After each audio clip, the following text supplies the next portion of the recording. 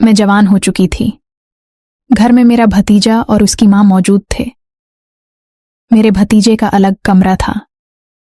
मैं अपने कमरे में सो रही थी। मेरी उम्र कम से कम 28 साल हो चुके थे। आज तक मैंने किसी मर्द को नहीं छुआ था। बहुत सारी मूवीज देखती थी, अपने आप को रात और सुकून देते थे। लेकिन आज मेरा दिल करता था कि मैं किसी न किसी तरह से अपने भतीजे से इस बारे में बात करूं। मैं अपने भतीजे के साथ कुछ अच्छा वक्त गुजारना चाहती थी, क्योंकि अच्छी तरह से जानती थी कि वो मेरी बात मान जाएगा। वो मुझे जब देखता था तो काफी अजीब नजर से देखता था। मैं जवान थी, खूबसूरत थी, लेकिन मेरे भाई साहब जो कि सऊदीया अरब में होते हैं, उन्होंने कहा था कि मैं वापस आकर तुम्हारी शादी करूंगा। भाई तकरीबन 1 साल बाद उन्हें वाले थे। मैं जो कि अब अपने भतीजे के कमरे के पास पहुंच चुके थे। मैंने जैसे ही दरवाजे पर पहुंचे तो मैं इस कमरे से अजीब सी आवाज सुन रही थी। रात के तकरीबन 12 बज रहे थे।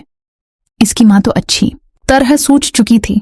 उसके कमरे में जब मैं गई तो वो तो अच्छी तरह से नींद के खिराटे ले रहे थे।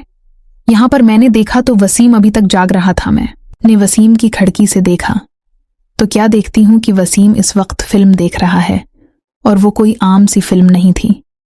वो ऐसी फिल्म थी जिसे देखकर इंसान अपने आप पर काबू नहीं पा सकता। वो कोई गैर अखलाकी फिल्म थी और वो इस वक्त अपने आप को सुकून देने की कोशिश कर रहा था। मैंने खिड़की से झांका। मैं चाहती थी कि अब किसी न किसी तरह से मैं वसीम के पास पहुंच जाऊं। मैंने आहिस्ता से दरवाजा नॉक किया। वसीम ने जल्दी अपने आप को समेटा और फौरा दरवाजे पर आ गया। पप्पू, आपको कुछ चाहिए? मैंने कहा कि वसीम तुम क्या कर रहे थे? इतने में मैं कमरे में दाखिल हो गई। उसका लैपटॉप अभी भी उन पड़ा था। जब टॉप उसने मिनिमाइज नीचे तो कर दिया था, लेकिन उस पर मूवी अभी भी चल रही थी। आवाज तो नहीं आ रही थी। मैंने फौरा ही लैपटॉप उसका पकड़ने की कोशिश की। वसीम ने कहा कि फप्पू, आप लैपटॉप की तरफ क्यों? आपको क्या चाहिए? मुझे बताएं ना। मैंने कहा कि तुम लैपटॉप पर क्या देख रहे थे? मैं भी देखना चाहती हूं। पुप्पू, अब यहां से जाएं। मैं कुछ नहीं, मैं फिल्म देख रहा था, जिस फिल्म को देखकर इंसान अपने ऊपर काबू नहीं पा सकता। तुम वही फिल्म देख रहे थे ना? मैंने कहा। फूफू, आपको कैसे पता? मैंने खिड़की से सब कुछ देख लिया है। वसीम, अब तुम्हें मेरी बात माननी पड़ेगी। मैं चाहती हूं कि जो कुछ तुम फिल्म में देख रहे थे वही सब कुछ मेरे साथ। ये बात सुनकर वसीम ने कहा कि ऐसा नहीं हो सकता हप्पू, मैं आपके साथ भला ऐसा कैसे कर सकता हूं? नहीं, मैं कभी ऐसा सोच भी नहीं सकता। वसीम, ठीक है, फिर मैं सब कुछ तुम्हारी मां को बता देती हूं।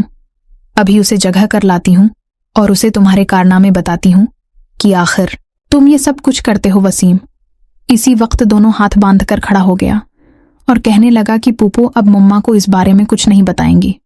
ठीक है, आप जैसा चाहेंगी बिल्कुल वैसा ही होगा। वसीम की उम्र तकरीबन 20 साल थी।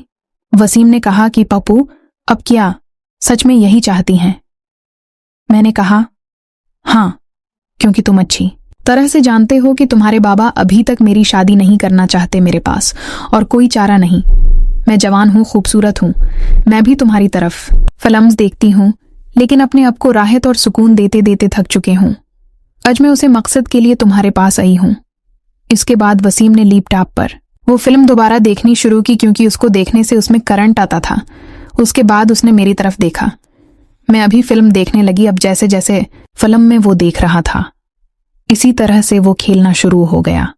और उसके बाद उसने कहा कि पप्पू, क्या आपको भी राहत और सुकून हो रहा है? क्या आपको भी ये खेल अच्छा लगता है?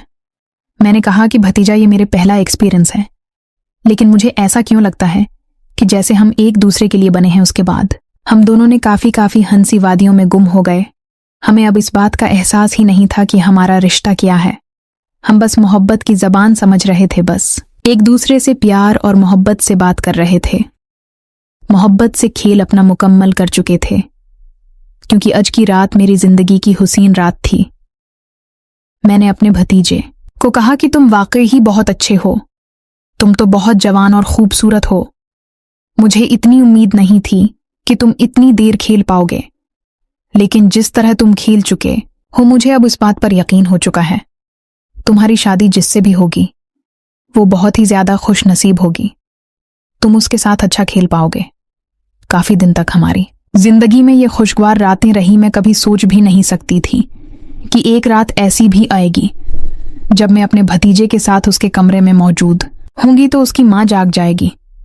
उसकी मां अचानक हमारे ऊपर आकर खड़ी हो गई। मुझे लगाते कि वो गहरी नींद में सो रही है। उसने आकर पढ़ी गसल से, कहा कि शबनम, ये तुम क्या कर रही हो? तुम्हें शर्म नहीं आई?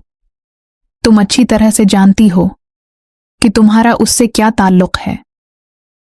तुम ये सब कुछ कर रही हो। मैं अभी तुम्हारे भाई को कॉल करके सब कुछ सच बताती हूं। मैंने दोनों हाथ बांधकर कहा कि खुदा के लिए ऐसा मत करें। मेरे भाई को इस बारे में कुछ मत बताएं। वो वैसे ही अगले हफ्ते उन्हें वाले हैं। मैंने बहुत मेहनत समाजत की।